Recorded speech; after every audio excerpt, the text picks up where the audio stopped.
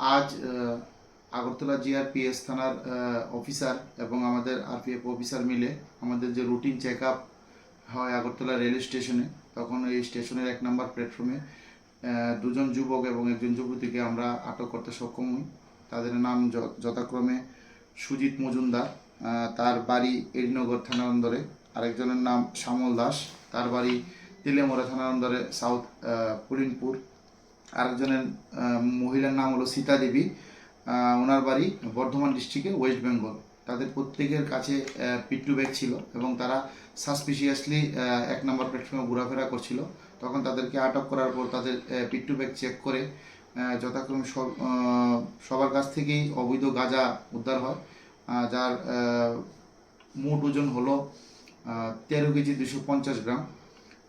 তারপর এই গাঁজাগুলি আমরা তাদের কাছ থেকে এনডিপিএস ধারা অনুযায়ী সিজ করি এবং তাদেরকে আমরা আটক করে আগরতলা জিআরপিএস থানাতে আনি।